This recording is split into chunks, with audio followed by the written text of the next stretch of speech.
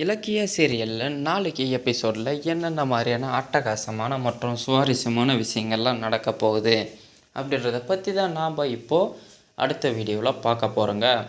இப்போ தான் நீங்கள் ஃபஸ்ட் டைம் நம்ம சேனலை பார்க்க வரீங்க அப்படின்னா மறக்காமல் லைக் பண்ணுங்கள், ஷேர் பண்ணுங்கள், சப்ஸ்கிரைப் பண்ணிவிட்டு பாருங்கள். வாங்க இப்போது வீடியோக்குள்ளே போகலாம். இலக்கியா பார்த்தீங்கன்னா கௌதம் உன்னை எப்படி சமாளிக்க வைக்கணும் அப்படின்றது எனக்கு தெரியும், இப்போ பாரு எப்படி உன்னை சம்மதிக்க வைக்கிறேனா அப்படின்னு சொல்லிட்டு இலக்கியா பார்த்தீங்க அப்படின்னா கௌதமை போயிட்டு கட்டி பிடிச்சி ஒரு மொத்தத்தை கொடுக்குறாங்க. கொடுத்த உடனே பார்த்தீங்கன்னா இருந்த கோபம் எத்தனையுமே தணிஞ்சு போச்சு அப்படின்னு தாங்க சொல்லணும். எதனாலன்னு பார்த்தீங்கன்னா இலக்கியாவை அந்த அளவுக்கு காதலிக்கிறாருங்க நம்ம கௌதம். இலக்கியாவுடைய அன்புக்கு முன்னாடி எந்த ஒரு கோபமே நிற்காதுன்றதுக்கு எடுத்துக்காட்டி இலக்கியா தாங்க. இலக்கியா பார்த்தீங்க அப்படின்னா கட்டி பிடிச்சி மொத்தம் கொடுத்த உடனே பார்த்தீங்கன்னா மனசு இறங்கி போயிட்டு சரி ஓகே இலக்கியா உன்னை நான் மன்னிச்சிட்டேன் அப்படின்னு சொல்லிட்டு ஒரு முடிவுக்கே வந்துட்டாருங்க நம்ம கௌதம். சரி ஓகேங்க, இதுக்கு மேலேயும் சரி ஓகே ஏதோ ஒன்று பண்ணிப்போம் அப்படின்னு சொல்லிட்டு வாங்க போயிட்டு சாப்பிட்டு தூங்குவோன்னு சொல்லிட்டு இலக்கியாவும் கௌதமும் போயிடுறாங்க. சரி அடுத்த நாள் என்ன நடக்குதுன்னு பார்த்தீங்க அப்படின்னா சரி இதுக்கு மேலே நம்ம வழக்கம் போல் ஆயம்மா வேலையை கண்டினியூ பண்ண வேண்டியது தான் அப்படின்னு ஒரு முடிவுக்கு வந்துட்டாங்க. சரி ரேவதி அத்தைக்கு ஃபோன் பண்ணி கேட்போம்.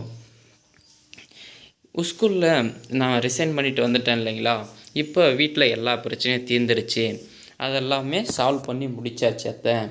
இப்போ நான் மறுபடியும் ஆயம்மா வேலைக்கே வரதான் முடிவு பண்ணியிருக்கேன்.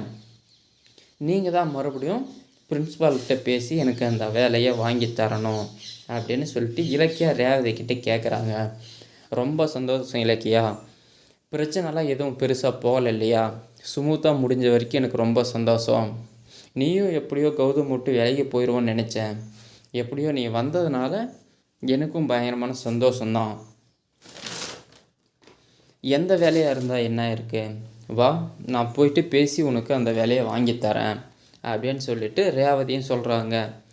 இதை பார்த்தீங்க அப்படின்னா நம்ம கௌதம் கிட்டேயும் போயிட்டு இலக்கியா சொல்கிறாங்க. சரி ஓகேங்க, நம்ம வேறு ஏதாவது பிஸ்னஸ் ஸ்டார்ட் பண்ணுற வரைக்கும் நான் வழக்கம் போலவே அந்த ஆயம்மா வேலைக்கு போகலான்னு முடிவு பண்ணியிருக்கேன் அப்படின்னு சொல்லிட்டு நம்ம கௌதம் கிட்ட சொல்கிறாங்க. நீ மறுபடியும் ஃபஸ்ட்லேருந்தே ஆரம்பிச்சிட்டியா, வேறு ஏதாவது நல்ல வேலையாக பார்க்கலாம் இல்லையா அப்படின்னு சொல்லிட்டு நம்ம இலக்கியாவுக்கு கௌதம் சொல்கிறாங்க.